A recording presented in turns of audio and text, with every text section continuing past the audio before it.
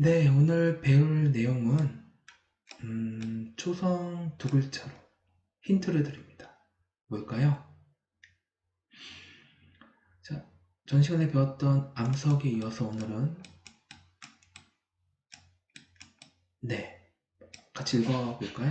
광물에 대해서 같이 한 시간 보도록 하겠습니다.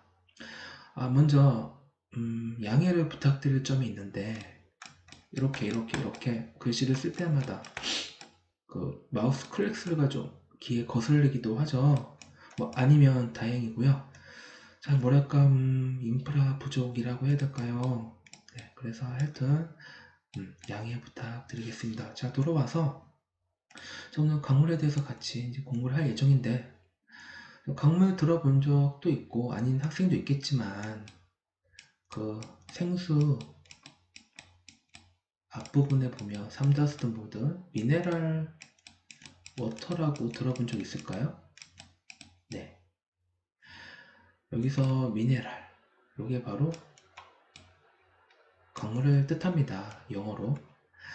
자, 그래서 미네랄 워터라는 거는 그 강물 일부분에 극히 소량이 녹아있는 물, 그게 미네랄 워터예요. 여러분도 혹시 그거 알아요? 물맛도 상당히 다양합니다. 쓰기도 하고 달기도 하고 뭐 약간의 비린내 나기도 하고 되게 다양한데 특히나 강물이 좀 많이 녹아있는 경우에는 그 물맛이 상당히 쓰다고 해요. 또는 약간의 비린내가 나기도 하고요. 그래서 적당하게 녹아 있어야 좋을 것 같습니다. 자, 그래서 오늘 이제 강물에 대해서 우리가 그 교과서를 보면서 할 겁니다. 교과서 다 준비했죠?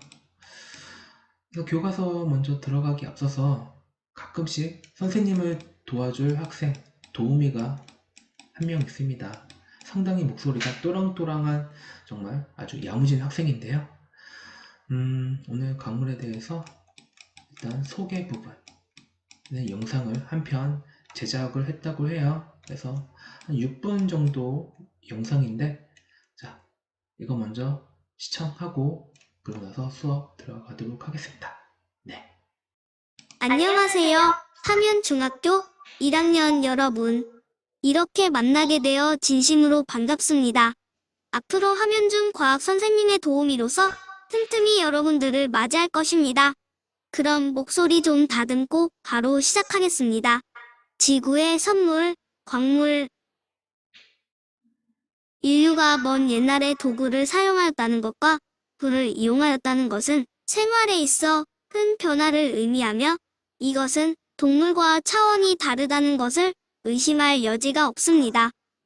석기, 토기, 청동기, 철제 도구는 인류가 광물 자원을 활용하거나 개발해 생활에 사용하였다는 것이고 불을 이용하였다는 것은 에너지의 이용을 의미하므로 도구와 불의 이용은 인류 문명 발달을 이끌어온 출발점이라 할 수 있습니다. 타임머신을 타고 석기 시대로 돌아가 봅시다.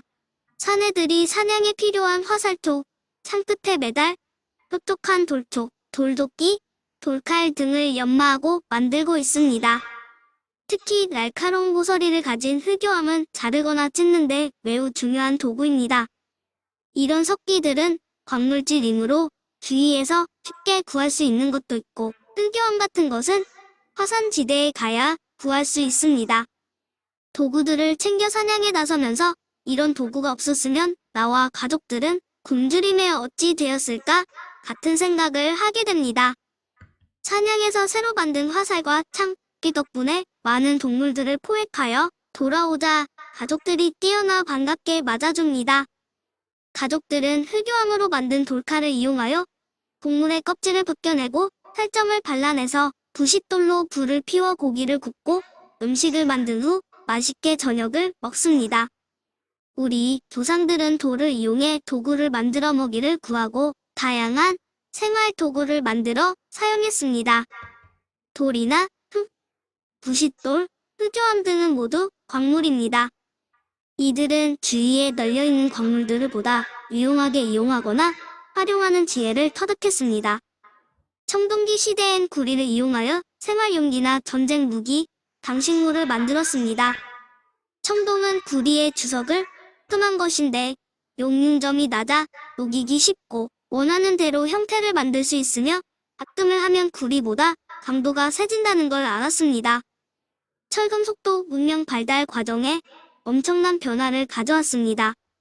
그러면 이젠 5년 뒤인 2025년 3월 시점으로 눈길을 돌려봅시다. 회사원인 30대 한 여성이 있습니다. 새벽 6시 아이폰의 알람 소리에 일어나 세면대에 물을 받아 세수를 하고 간단하게 화장을 한 후 부엌에 들어가 프라이팬에 계란을 깨뜨려 굽고 빵 몇 조각을 토스터에서 꺼내 접시에 담습니다.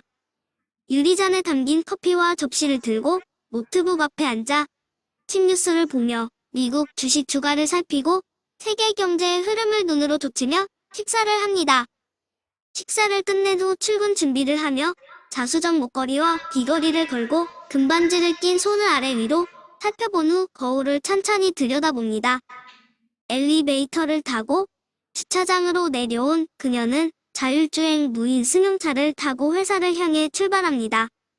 장착된 자율주행 시스템이 출근길 도로 상황을 알려주며 운전자에게 윙크를 합니다. 30여 분 만에 회사 주차장에 도착하고 시멘트 계단을 올라 화방암이 깔린 현관을 지나 사무실로 들어섭니다.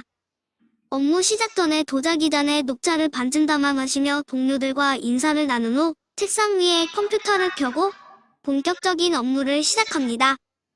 현대인들의 일상에서 광물질을 떼어놓으면 생활 자체가 불가능할 것이라는 걸 이 여성의 아침나절 짧은 시간에서 확인할 수 있습니다.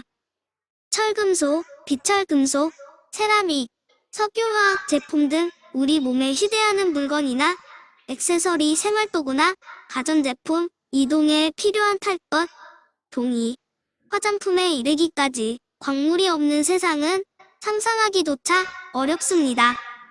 우리가 소비하는 상당량의 물질이 광물질에서 유래되고 이런 광물질은 무한하지 않으며 재생되지 않거나 오랜 시간을 거쳐 재생되는 것이라면 결코 광물질의 활발한 소비가 미덕이 될 수 없습니다. 흔히 일상생활에서 쉽게 마주치는 캔 음료의 용기, 유리병의 재료도 광물질에서 추출한 것입니다. 각자가 1년에 몇 개의 캔과 병을 소모하는지 생각해볼까요? 광물은 지구가 인류에게 준 소중한 선물입니다.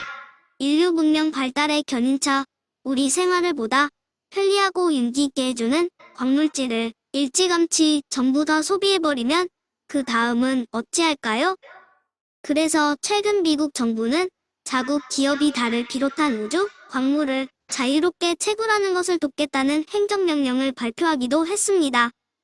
일론 머스크가 최고 경영자로 있는 스페이스X가 우주를 광물 채굴 무대로 겨냥한 프로젝트들이 성과를 내기 시작하면서 먼 미래 같았던 우주 광물 채굴이 현실과 가까워지고 있습니다. 지금까지 지구의 선물, 광물이었습니다. 다음에 또 다른 내용으로 찾아오겠습니다. 그럼 그때까지 열공하세요. 자, 그럼 이제 강물에 대해서 우리 같이 한번 보도록 할게요. 자, 강물.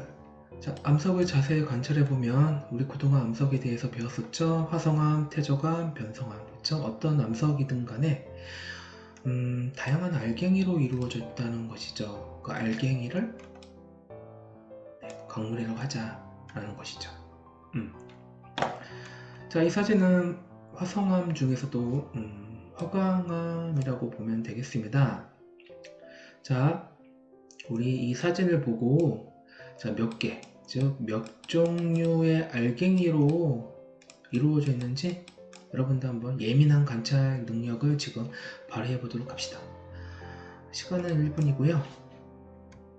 다 찾았다면은 채팅창에다가 틀려도 좋으니까 한번 입력을 해보도록 할게요.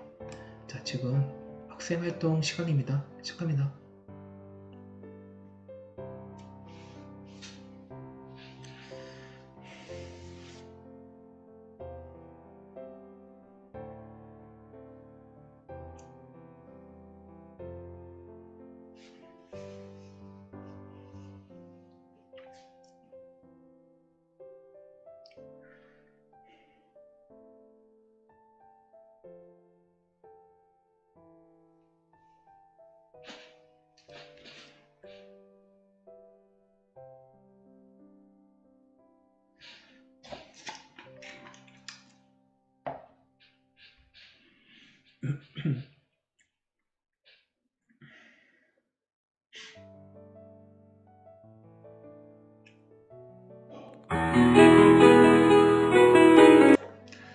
자, 그러면 같이 확인을 해볼게요.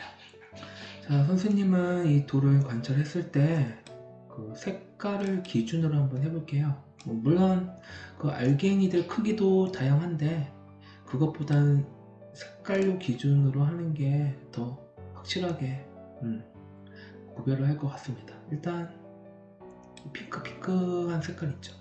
이렇게 하나 찾았고, 여기 시커먼 부분 있죠, 검정 색깔. 이렇게 또 하나 찾았고, 여기 눈송이처럼 하얀 부분, 그쵸? 또 있을까요? 자, 여기 크리스탈처럼 좀 무색 투명한 부분 있죠. 이렇게 또 하나. 더 이상은 없나요?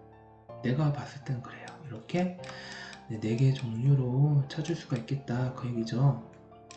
결국 이 화성암은 일단 우리가 관찰했을 때는 이 4개 종류의 알갱이로 이루어져 있구나 라고 판단을 할 수가 있겠습니다. 자, 이 돌은 제주도에서 흔히 보는 현무암이죠. 근데 우리 보시다시피 이 현무암을 이루고 있는 알갱이들도 다양한 종류로 이루어져 있다만 그 크기가 너무 작다 보니까 우리가 이건 좀 구별하기가 힘들다, 맞죠? 그래서 이건 패스하고, 자, 그래서 결국은 정리를 하면 암석은 다양한 광물로 이루어져 있습니다. 아까 봤던 이 화강암은 이렇게 석영정서 흑음모 같은 광물로 이루어져 있는데, 이게 검정 부분이 흑음모고요, 이 분홍 색깔이 정석, 그리고 무색 투명한 부분이 석영이라고 해요.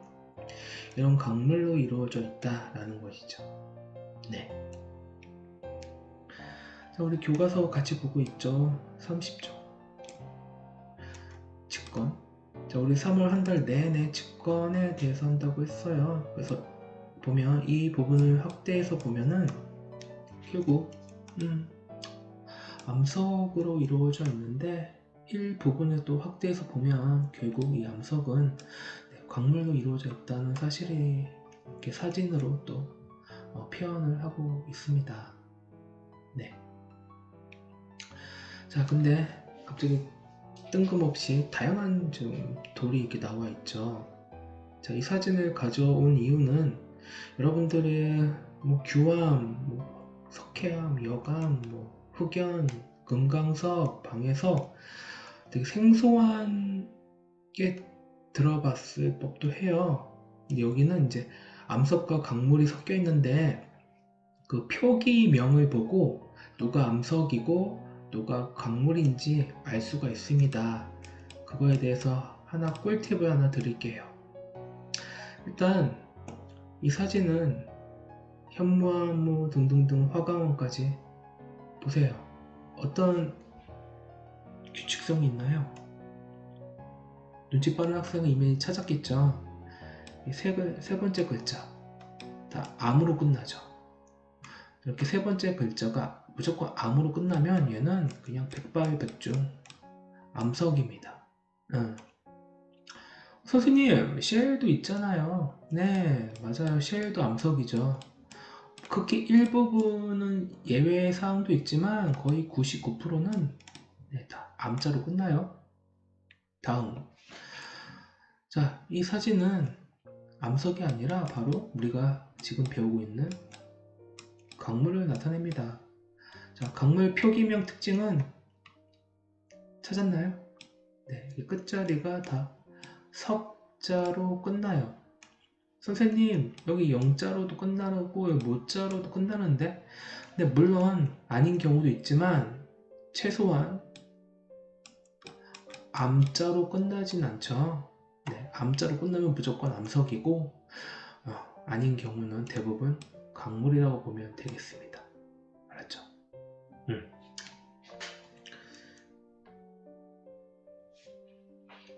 자, 이어서 그 강물의 특성 5가지 나오거든요. 같이 한번 봐요. 그 전에 자, 여러분들이 좋아하는 수박, 바나나가 됐든 간에 맛도 다 다르죠. 생김새도 다르고 색깔 뭐 다 다르죠. 뭐 그런 특성을 이용해서 누가 바나나고 파인애플인지는 쉽게 구별할 수 있는 것처럼 강물도 마찬가지입니다. 이렇게 색깔, 겉보기 색깔이나 강물 가루의 색깔이나 또 단단한 정도, 또 염산을 부었을 때 그 반응, 또는 이제 자석의 성질 같은 것들을 고려해서 누가 정석이고 흑운모고 이런 것들을 구별할 수가 있다는 것입니다. 그래서 첫 번째 강물의 그 겉보기 색깔 한번 살펴보도록 해요. 가장 쉽게 이제 구별할 수 있는 특성인데요. 자, 밑에 사진을 보면 지금 4종류의 이제 강물이 나왔습니다. 장석이라는 이제 강물 같은 경우는 보시다시피 색깔이 분홍 색깔이고요. 때로는 하얀 색깔의 장석도 있어요. 네, 보통 이제 밝은 색깔이죠. 흑운모 같은 경우는 매우 어두운 색깔이죠. 검은 색깔이긴 하나 그 광택이 이제 반지르르 이렇게 나는 것도 있고 색깔이 검은 색깔이기도 하고요. 자, 이 각섬석 같은 경우도 흑운모처럼 어두운 색깔이기는 하나 완전 검은 색깔이라고 하기엔 좀 애매하죠. 보시다시피 자세히 보면 이런 부분 약간 녹색도 좀 섞여 있고요. 선생님 눈에 그렇게 보이거든요. 네, 약간 갈색도 있고요. 그래서 녹갈색 색깔을 가지고 있는 강물입니다. 석영 같은 경우는 자, 이 부분만 봐도 상당히 아름답죠. 무색 투명한 색깔을 가지고 있습니다. 네. 근데 이 밑에 부분은 좀 불투명하긴 하나 주로 무색 투명한 색깔을 가지고 있는 게 석영이라고 해요. 자, 덧붙여서 여러분들 특히 여성들, 여학생들이 가장 좋아하는 광물이 있어요.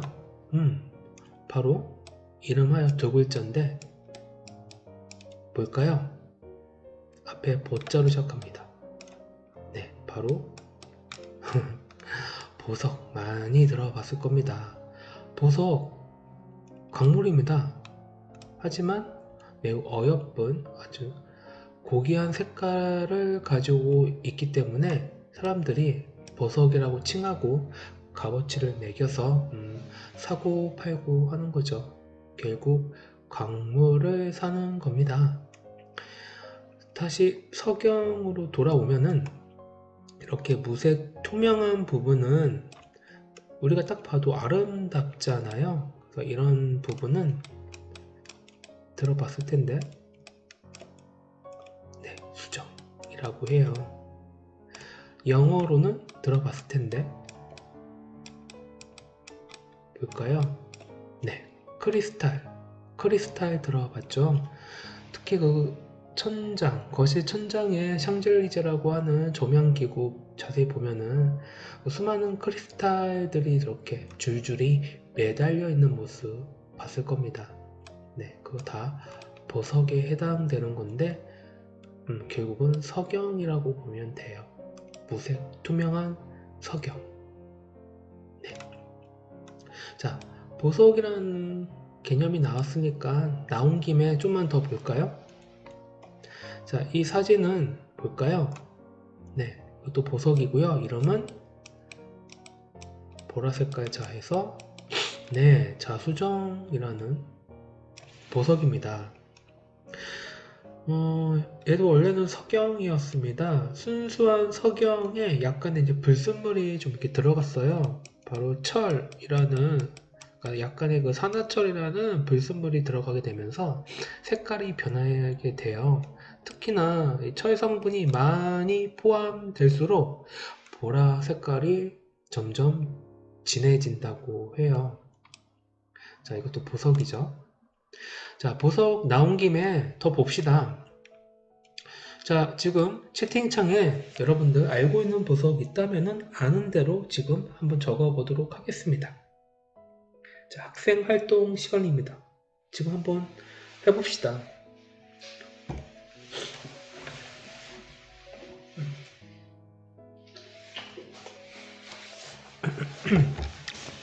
다 적었나요? 자, 그러면 세 장의 그 강물 사진을 좀 보여줄 테니 우리 한번 퀴즈 시간을 가져보도록 해요. 이름 맞추기. 자, 빨간 색깔의 강물인데 상당히 색깔이 이쁘죠? 뭘까요? 두 글자인데. 자, 힌트 하나 나갈까요? 노래를 하나 틀어줄 테니까요. 그 노래 가사를 잘 들어보면은, 자, 거기에 힌트가 들어있습니다. 아이고, 눈치 빠른 학생들이 이미 본 것 같은데.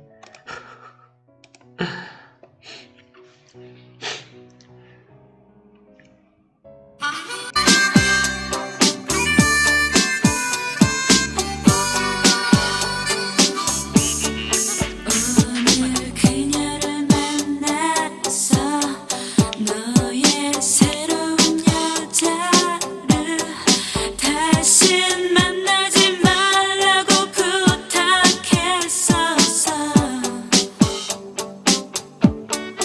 빨간 루비처럼 그녀 네, 여기까지. 내게 자신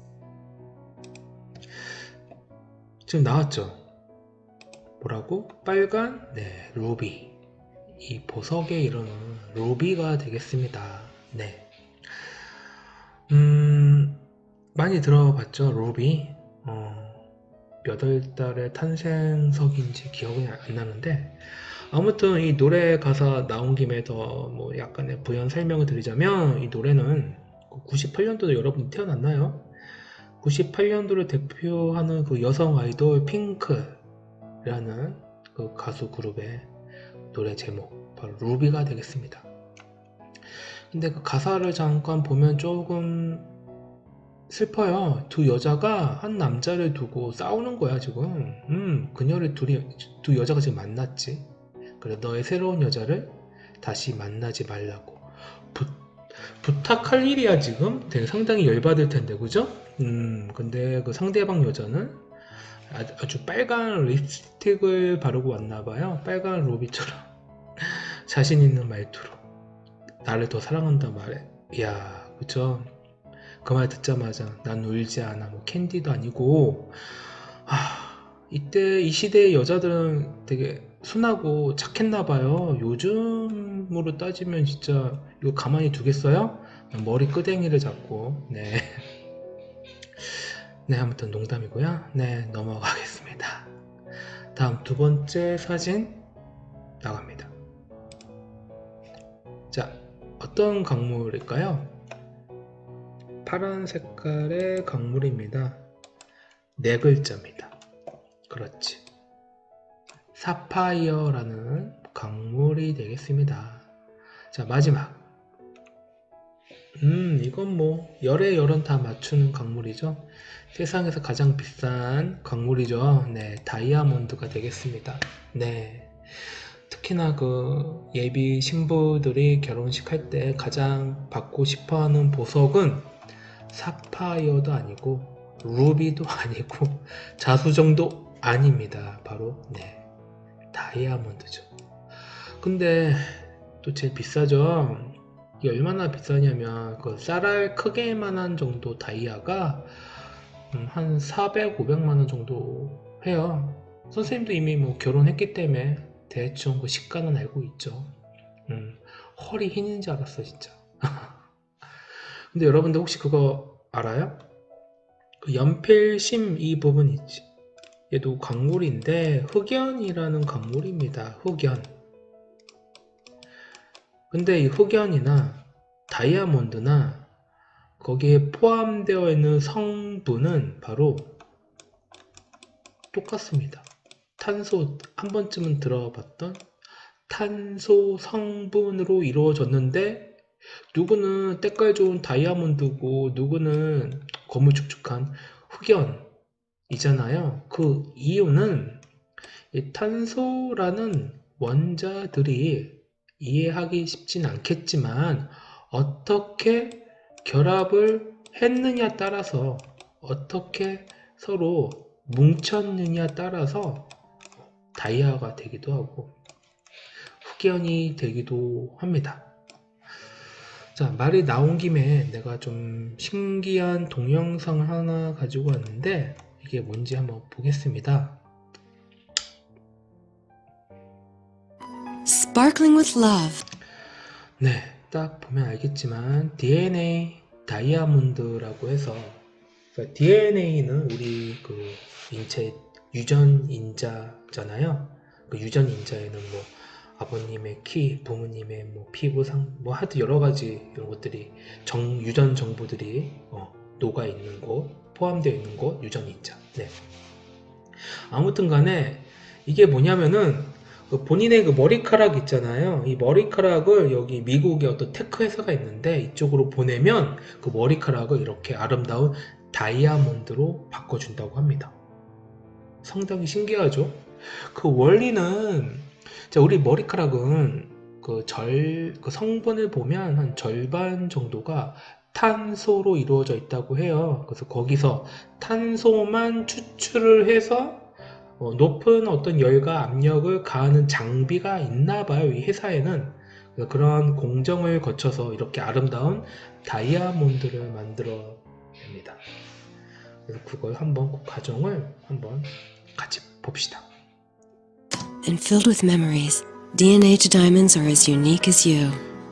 Our diamond specialists care. 자, 이렇게 고객들이 이제 자신의 머리카락 일부를 이렇게 동봉해서 이 테크 기업에 이제 보냈겠죠.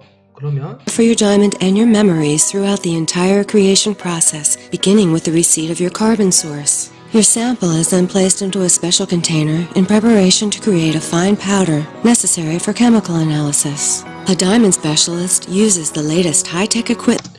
네, 그래서 그 머리카락을 이렇게 고운 파우더, 고운 가루로 이렇게 분쇄를 해요. 그리고 나서 이제 성분 분석을 하겠죠. To analyze your sample. Our devoted staff constructs a detailed certificate of authenticity, verifying the chemical composition of your sample and is included with the delivery of your one-of-a-kind diamond. 자, 여기 보세요. 자, 자신의 머리카락을 이제 분석을 했더니 자, 이거 원소 기호로 나와서 우리 1학년 여러분들은 좀 어렵겠지만 이 알파벳 C가 탄소를 얘기해요. 그래서 머리카락 성분의 한 45%가 탄소로 이루어져 있다는 것을 이제 분석한 거죠. 이제 여기서 중요한 거는 이 탄소만 잘 이제 추출을 해내야겠죠. Once analyzed, your sample is converted to pure carbon. Our high-tech 자, 그래서 아주 뜨거운 그 오븐 안에 뭐 넣어가지고 순수하게 이제 카본, 이게 탄소거든요. 탄소만 이제 이렇게 추출해내는 그 공정을 보고 있습니다. temperature oven heats to nearly 2,000 degrees Fahrenheit for 3 hours, converting your sample into pure personal carbon. Along the way, a quality control log carefully follows the making of your diamond. Your personal carbon is supplemented with natural carbon. 네, 그래서 여기 시커먼 이 가루가 바로 그 머리카락에서 따로 탄소만 추출한 가루가 되겠습니다. 요거를 이제 여기 새로 원통형의 그 쇠 안에 구멍 안에 집어 넣습니다. In order to ensure a sufficient amount for the creation process, which is used as the heart of your diamond creation. This is then placed in a hydraulic press to prepare for use in the growth chamber. Next, 자, 지금 어떤 장비 프레스로 이렇게 눌렀다 뺐다 하면서 가루를 이렇게 원통형으로 이렇게 응축시킨 거예요. 아무래도 이제 작업을 수월하게 하고자 이렇게 모양을 이제 변화시킨 겁니다. the core is prepared for placement in the heart of the diamond incubator. A very small diamond seed is placed into a ceramic core along with the compressed 네, 그래서 그 원통형의 그 탄소 덩어리를 차고 그 안에다 집어넣고 이 하얀 색깔의 그 세라믹 같은 그 큐브 안에 캡슐 안에 이렇게 쏙 집어넣었습니다. personal carbon source. Layers are then added to the core. The finished core is placed into the diamond growth. 자, 지금 하는 이 공정은 뭐냐면은 이제 그 탄소 덩어리에 높은 열과 압력을 가하면은 이제 탄소 덩어리가 다이아몬드로 바뀌게 돼요. 그래서 지금 무쇠로 이루어졌던 장비들을 피라미드 쌓듯이 1층, 2층, 3층 차곡차곡 쌓아 올리는 것을 이제 볼 수가 있겠습니다. Chamber. Preparation of this chamber consists of layering the ceramic core with small and large steel die and closing and interlocking shells.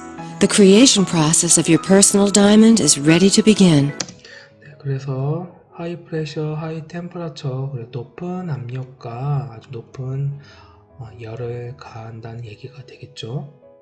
It takes approximately 3 days under 60,000 atmospheres of pressure to create a 3-carat diamond in the rough. Time will vary depending.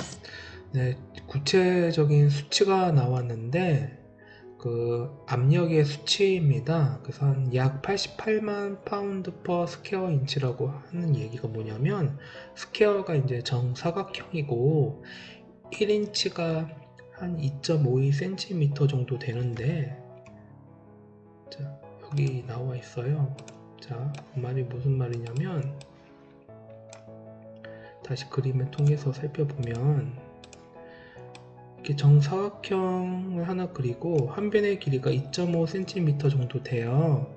이 정도 면적에 88만 파운드의 무게로 이렇게 내리 누른다는 거죠. 자, 파운드 하면 88만 파운드 하면 느낌이 안 올 텐데 단위 환산 한번 해보도록 할게요. 이미 여기 내가 써놨거든요. 88만 파운드는 톤으로 단위 환산 시키면은 한 399톤 정도 된다고 해요. 1톤이 1000kg이잖아요. 그래서 399톤이라 하면 여러분들 그 도로에서 흔하게 보는 그 용달차 있죠. 용달 트럭. 그거가 이제 1톤 트럭이라고 해요. 그러면 결국은 요 정도 단위 면적에 몇 대? 한 400대 그 용달 트럭의 무게로 여기를 내리 누른다는 거죠. 그래서 시간은 한 3일 정도 소요가 된다고 해요. 3일 정도 그렇게 높은 열과 높은 압력을 가하면 그 시커먼 그 탄소 덩어리가 반딱반딱한 다이아로 달라진다고 합니다. 볼게요. Upon the carat size. Your diamond creation is now complete and removed from the growth chamber. All of the layered parts shown earlier are removed with only the ceramic core remaining. The core is cracked open. Your rough diamond, wrapped in a thin metal sleeve, is revealed. Your diamond is 여기 보이죠? 이제 드디어 개봉박도 했더니 시커먼 탄소 덩어리는 온데간데 없이 사라지고 여기 다이아몬드로 이렇게 달라지게 변했어요. 근데 좀 더럽죠? 뭐 더러운 거야. the rough is then cleaned. 이렇게, 산성 성질을 가진 용액에 넣어서 깨끗하게 세척을 하면 되고요. 그리고 이제 요거는 이 원본은 보석 세공사에게 보내면은 예쁘게 이제 다듬고 연마하고 깎고 하면은 아주 아름다운 이제 In an acid solution. 이렇게 다이아몬드로 달라지게 됩니다. 자, 이 다이아몬드는 되게 뭔가 의미가 있죠. 자기의 어떤 DNA가 여기에 심겨져 있는 거잖아요. 그쵸? 자, 이런 다이아 반지를 받는다면 신부들은 상당히 좋아할 것 같습니다. 참고로 근데 이런 테크 회사가 우리나라에 있는지는 내가 찾아봐도 없더라고요. 그렇습니다. 신기하죠? 지금 보고 있는 사진은 강물이 지금 3개의 종류가 나와 있어요. 근데 겉보기 색깔로 봤을 때 셋 다 노랗죠. 그렇다면 그래도 주도 면밀하게 관찰했을 때 이 셋 중에 누가 금일지 여러분들 한번 잘 관찰을 해보고 지금 채팅창에다가 한번 써보도록 합시다.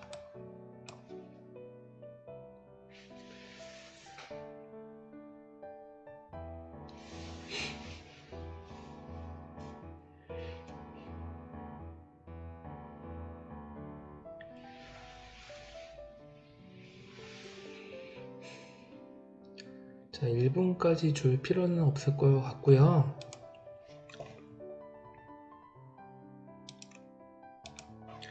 자, 정답은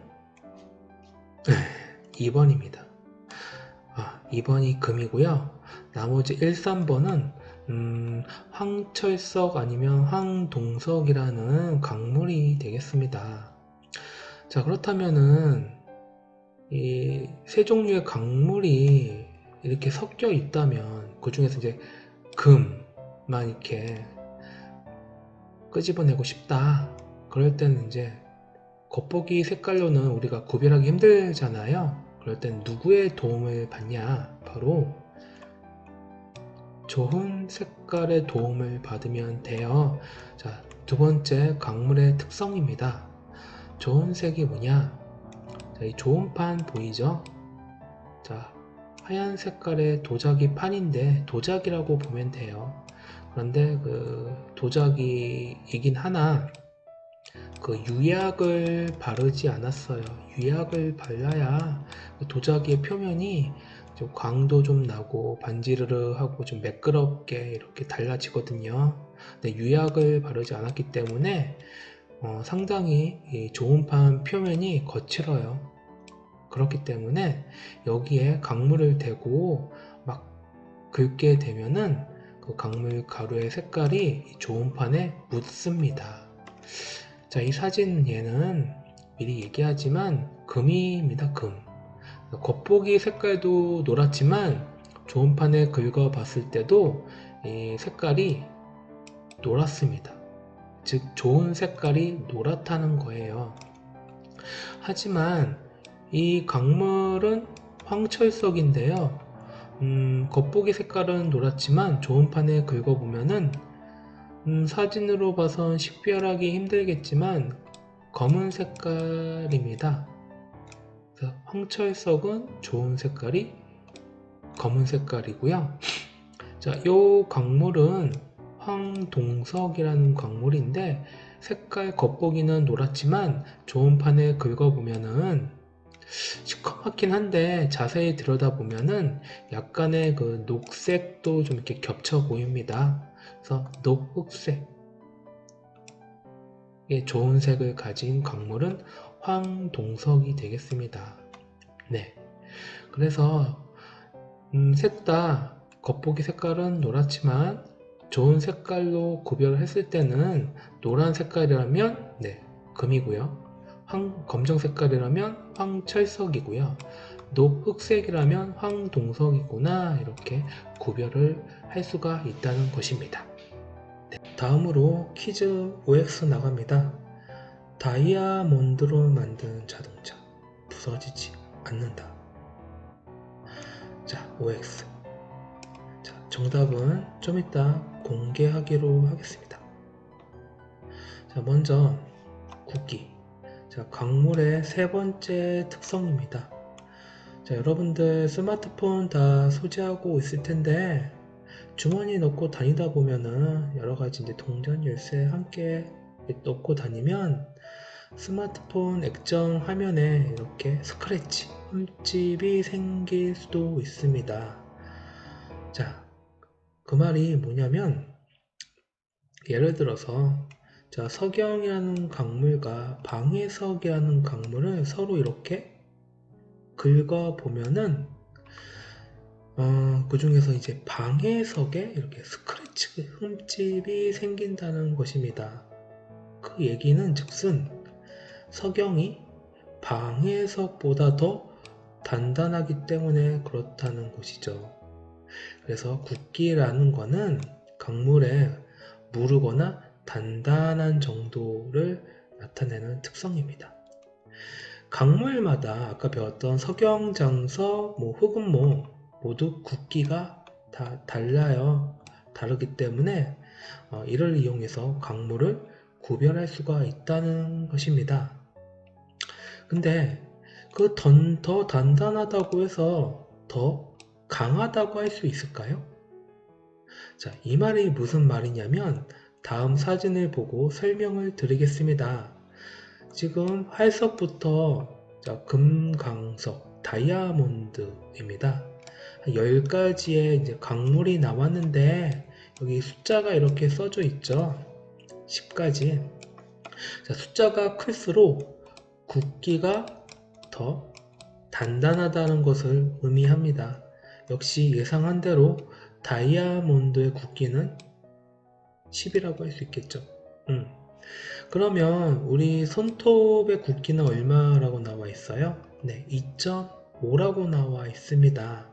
이 말은 즉슨 석고에 손톱을 대고 긁으면 누가 흠집이 날까요? 그렇죠? 석고에 이제 이렇게 흠집이 나겠죠. 하지만 방해석 같은 경우는 굵기가 3이잖아요. 그래서 방해석에 손톱을 대고 긁으면 어떻게 될까요?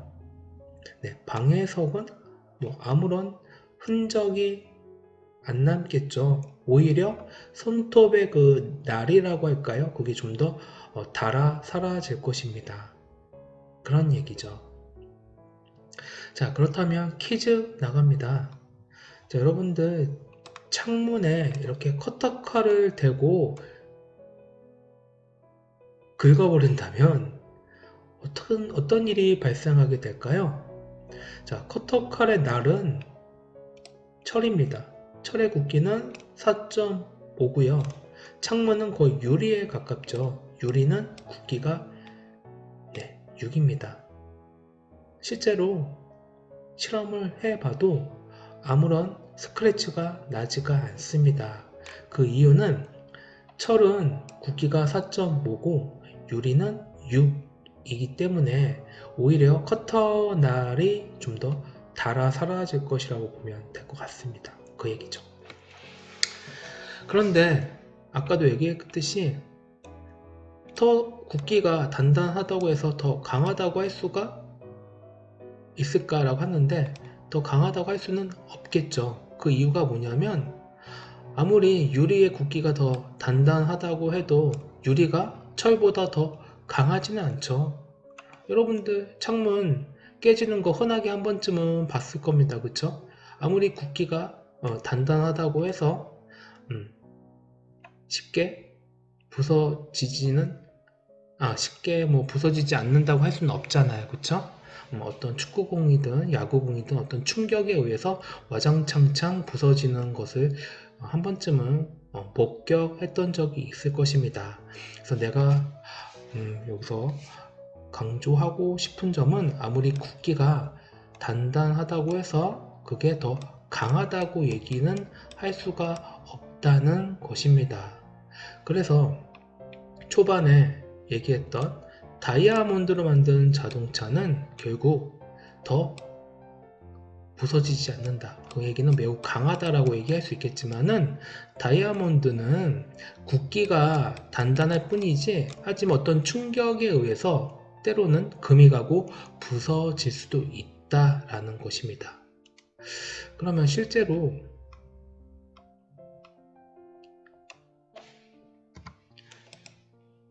동영상을 한 편 가지고 왔는데요. 실제 그 비싼 다이아몬드를 망치를 이용해서 한번 실제 부서지나 안 부서지나를 한번 보도록 하겠습니다. 잡고 상태를 보시면은 쉽게 깨지진 않는데요. 큰 망치로 충격을 줘볼게요.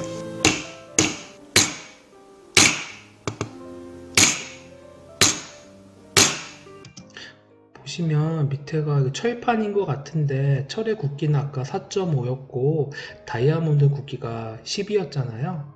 보시다시피 철 표면이 매우 흠집이 크게 나 있는 것을 볼 수가 있겠습니다. 그쵸?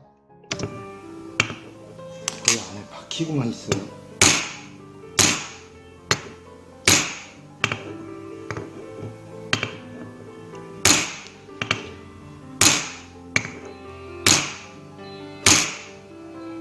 강한 충격을 줬더니 자, 보시다시피 그 다이아몬드도 어쩔 도리가 없이 이렇게 3개의 조각으로 깨져버리는 것을 볼 수가 있겠습니다. 자, 그래서 다이아몬드는 어떤 물질로도 어떤 다이아몬드의 흠집, 스크래치는 낼 수는 없다고 해도 어떤 충격을 주게 되면은 부서질 수는 있다는 것을 우리가 동영상을 통해서 볼 수가 있겠습니다. 그래서 정리를 하면 굵기가 아무리 더 매우 단단하다고 해서 그게 더 강하다고 할 수 없는 것을 우리 다이아몬드가 부서지는 영상을 통해서 이렇게 또 알아갔습니다. 자, 그런데 이제 하나 더 이제 살펴보면은 여러분들이 안경 있잖아요. 자, 안경 렌즈 오랫동안 흠집이 안 나도록 이렇게 유지할 수 있는 꿀팁 하나 드릴게요. 우리 함현중학교 운동장을 보니까 흙으로 덮여 있는데 흙의 그 성분의 일부는 석영 가루들이 좀 이렇게 섞여 있어요. 결국은 석영 강물이라고 할 수 있겠죠. 그래서 흙먼지가 이렇게 묻게 되면은 그 상태에서 안경 수건으로 닦게 되면 결국 석영 강물을 렌즈에 대고 긁게 되는 그런 이제 양상이 펼쳐지는 것입니다.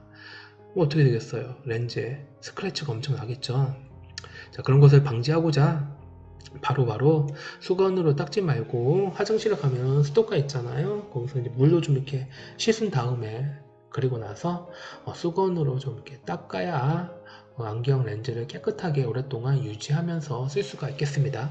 네. 다음으로 강물의 그 네 번째 특성으로는 자, 염산을 부었을 때 강물에서 일어나는 반응을 살펴보는 것입니다. 특히나 석회 물질로 이루어져 있는 이 방해석 있죠. 여기에 이제 묽은 염산을 몇 방울 떨어뜨리게 되면은 다른 강물과 다르게 흰 색깔의 거품이 발생해요. 마치 사이다 캔 뚜껑을 따면 부글부글 그 거품이 발생하는 것처럼 이 거품은 바로 이산화탄소 기체입니다. 자, 그래서 이를 이용하면 암석에 들어있는 여러 강물 중에 이름은 잘 모르지만 염산을 떨어뜨렸더니 부글부글 거품이 발생했더더라. 그러면 그 강물에 방해석이라는 강물이 포함되어 있었겠구나. 이렇게 우리가 구별할 수가 있겠습니다. 실제로 영상을 하나 보도록 할게요.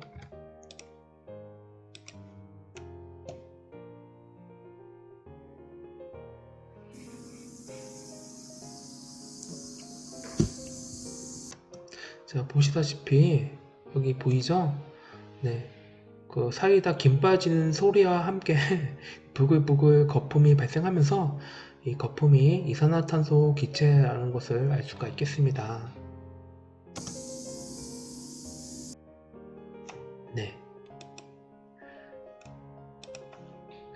대부분의 강물은 그렇게 뭐 거품이 발생하거나 하진 않는데 신기하게도 방해석 같은 경우는 석회 물질로 이루어져 있다 보니까 이렇게 흰색 거품이 발생을 해요. 자, 강물도 그렇지만은 우리가 태저감에서 배웠던 그 석회암 있죠? 네, 그 생선 뼈나 또는 조개 껍데기가 쌓여서 굳어진 퇴적암이잖아요. 이 석회암도 일종의 석회 물질로 이루어져 있기 때문에 이 석회암에도 염산을 몇 방울 이렇게 떨어뜨리게 되면은 방해석처럼 흰 색깔의 거품, 즉 이산화탄소 기체가 발생을 하게 됩니다. 마지막으로 강물의 마지막 특성, 자성입니다. 자, 자석의 성질이라고, 자, 자석은 쇠붙이를 가까이 가져가면 자석에 달라붙죠. 자, 그게 자성이라고 할 수 있는데, 자, 그 자철석이라는 강물이 있잖아요. 일종의 이제 천연 자석이라고 해서 이 자철석은 자성의 성질을 가지고 있어서 이렇게 쇠로 만들어진 클립이나 하여튼 작은 쇠붙이를 가까이 가져가면 척하니 이렇게 달라붙습니다. 마치 자석처럼 달라붙어요. 그래서 만약에 어떤 강물이 있는데 이렇게 쇠붙이가 달라붙으면 그 강물은 일단 자철석이겠구나 이렇게 구별할 수 있어야 한다는 것입니다. 네. 참고로 여러분들 그 인공으로 만드는 자석도 마찬가지예요. 일종의 이제 철 같은 합금 안에 이런 자철석, 자성의 성질을 가지고 있는 강물 그 가루를 같이 섞어서 만들어요. 그게 일종의 이제 자석이 되는 겁니다. 그래서 이 자석에는 자철석 같은 강물 가루들이 일부 포함되어 있다고 보면 됩니다. 네. 그러면 지금까지 우리가 강물의 그 5가지 특성에 대해서 살펴봤는데, 자, 정리를 한번 하고자 영상을 하나 또 살펴보도록 하겠습니다.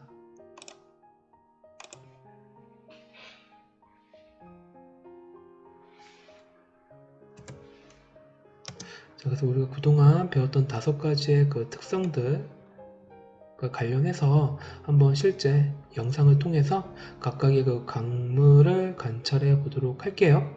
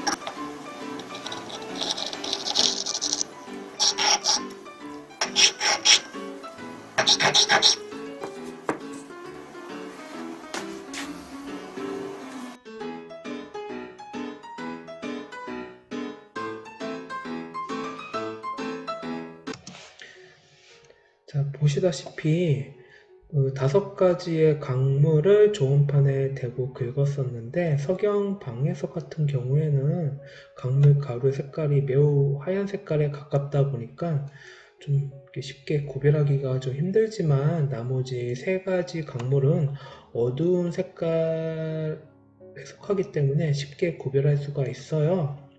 그래서 황동석 같은 경우는 거의 녹색에 가까운 저온색을 나타내고요. 황철석 같은 경우에는 거의 흑색에 가까운 저온색을 가지고 있습니다. 하지만 자철석 같은 경우에는 자성의 성질을 가지고 있는 자철석 있죠. 이렇게 저온판을 긁어봤더니 좀 갈색 색깔의 좋은 색깔을 이렇게 우리가 관찰을 할 수가 있겠습니다.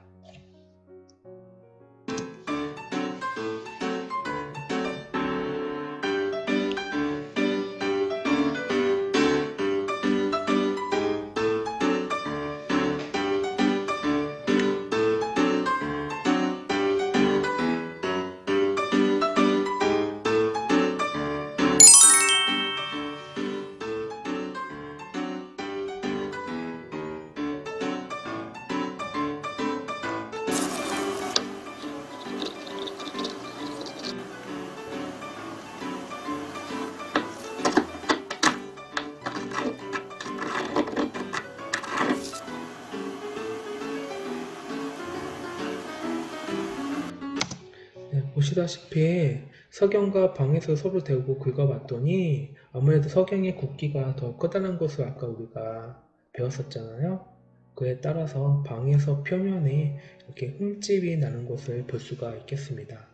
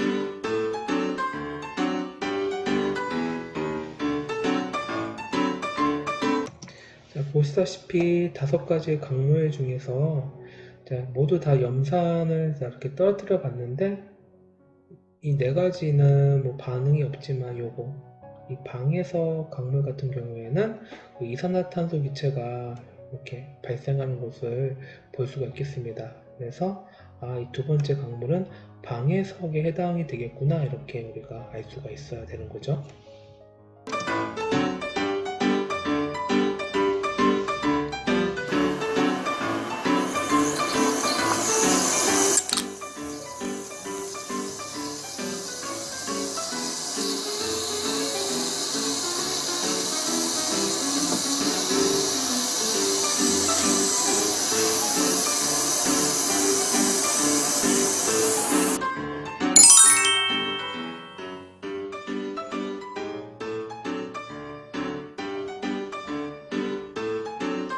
자, 여러분들 집중해서 1번부터 5번까지 어떤 강물인지 한번 맞춰보도록 해요.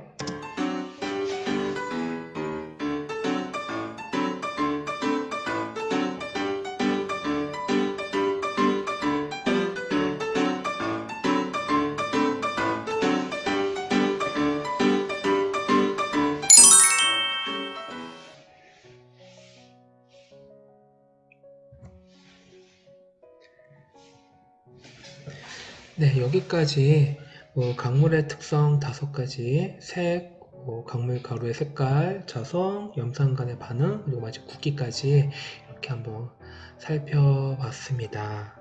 자, 교과서에 있는 스스로 확인하기 같이 보겠습니다. 자, 1번. 황동석과 황철석을 구별할 수 있는 강물의 특성은 무엇인가? 2개의 강물은 겉보기 색깔이 금처럼 노랗습니다. 색깔로 봐서는 구별할 수가 없기 때문에 바로 좋은 색을 통해서 구별할 수가 있겠죠. 자, 둘 다 좋은 판에 대고 긁어 보면은 황동석의 좋은 색은 검정이면서도 약간 녹색이 섞인 흑색이고요.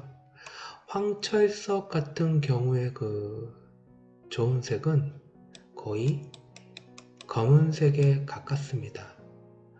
이렇게 색깔을 통해서 누가 황동석이고 황철석인지를 구별할 수가 있겠다라는 것입니다. 다음 2번째, 강물의 특성으로 옳은 것을 모두 골라보자 라고 했습니다. 여기서 이 특성은 고유한 특성입니다. 어떤 환경과 장소에 따라서도 그 특성은 변하지 않아야 한다는 것이죠. 다시 얘기해서 석영의 색깔은 무색 투명하지 않습니까? 이 석영을 대한민국에서 보든 미국에서 보든 어디서 보든 간에 그 색깔은 달라지지가 않잖아요. 그렇습니다. 그런 걸 생각해 봤을 때, 자, 색깔, 좋은 색, 굵기, 자성, 염산과의 반응, 이 5가지가 강물의 특성이라고 할 수가 있겠습니다. 나머지 질량이나 부피는 뭐 질량 같은 경우에는 그 물질의 그 양이라고 봤을 때 같은 석영이라고 해도 하나 있거나 2개 있거나 아니면 뭐 개수가 1000개가 있는 경우, 아무래도 석영 개수가 1000개인 경우가 좀 더 질량이 크다고 할 수 있겠죠. 그래서 이런 것들은 상황에 따라서 시시각각 그 값이 달라지기 때문에 강물의 특성이라고 할 수가 없겠습니다. 부피도 마찬가지죠. 다음 3번. 자, 좋은 색을 관찰할 때는 흰색 좋은판을 사용해요. 근데 만약에 좋은판이 검은색이라면 강물의 좋은 색을 관찰할 때 어떤 장단점이 있을까? 아무래도 좋은판이 하얗지가 않고 이렇게 시커멓다면 아무래도 밝은 석영이나 또는 밝은 방해석 같은 경우는 좋은판에 긁으면 그 강물 가루의 색깔이 확연하게 잘 보일 수가 있겠지만, 반대로 흑은모나 또는 각성석 같은 어두운 색깔을 가진 그런 강물을 여기 좋은판에 긁으면 아무래도 좋은판도 시커멓고, 그리고 이 어두운 강물의 좋은 색도 시커멓기 때문에 쉽게 구별하기가 좀 어려울 수가 있을 거다라고 이렇게 설명할 수가 있겠습니다. 오케이. 자, 마지막으로 지금 이렇게 6개의 강물이 있는데 이름표가 없다고 가정했을 때 구별하는 방법을 이야기해 보자 라고 했어요. 자, 일단 이렇게 한번 가정을 해 봅시다. 각각의 이름표에 뭐 석영, 또 하나의 이름표에 뭐 자철석, 이렇게 6개의 이름표를 만들었는데 각각의 강물 6개가 준비되어 있지만 어디다가 이런 이름표를 붙여야 할지 모를 때는 바로 우리가 배운 강물의 5가지 특성을 잘 이렇게 고려를 해서 붙여보면 될 것 같습니다.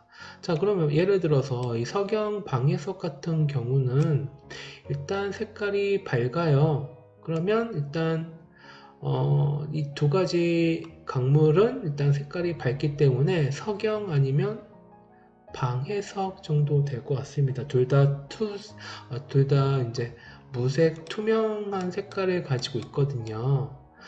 그러면 이제 그렇게 한번 골라낸 다음에 2개의 강물을 서로 한번 대고 긁어 보는 겁니다. 그랬을 때 긁히는 게 방해석이고 아무런 흠집이 없는 게 석영이잖아요. 그렇게 해서 석영, 방해석 이렇게 구별할 수가 있을 것 같고요.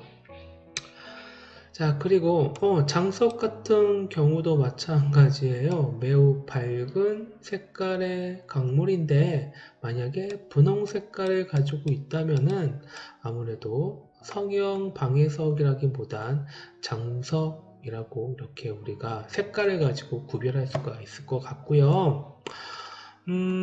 자, 자철석과 금이 있는데 이제 금, 자철석 서로 색깔이 비슷하다고 해야 될까요? 하지만 좋은 색을 가지고 구별할 수가 있겠죠. 금은 좋은 색깔이 노란 색깔이지만은 자철석 같은 경우에는 그 좋은 색깔이 검정에 가까운 그 흑색이잖아요. 그래서 좋은 색을 가지고 또 이 2개의 강물을 구별할 수가 있을 것이며, 또는 클립을 각각 대보는 거예요. 6개의 강물에 각각 대보면은 유일하게 자철석 주변에 쇠붙이 또는 클립이 달라붙을 것입니다. 자철석은 자성의 성질을 가지고 있잖아요. 그렇게 해서 또 자철석을 구별해낼 수가 있을 것 같고요. 흑은모 같은 경우는 아무래도 그 겉보기 색깔이 검정이면서 그 광택이 상당히 반지르한 그 광이 나잖아요. 그런 색깔을 가지고 있다면은 바로 이 광물은 흑음모라고 또 이렇게 구별할 수가 있을 것 같습니다. 내가 두서없이 좀 이렇게 얘기를 하면서 6가지 광물을 좀 구별을 해 봤는데, 우리 지금까지 공부를 열공했다면은 잘 이렇게 정리가 되면서 여러분들이 학습이 됐을 거라고 간절히 바라봅니다. 그래서 오늘 이렇게 광물의 그 5가지 특성에 대해서 설명드렸고요. 다음 시간에는 이제 조암 광물에 대해서 배우도록 할게요. 자, 조암 광물은 다음 시간에 내가 설명드리겠습니다. 자, 오늘 여기까지 마치도록 하겠습니다.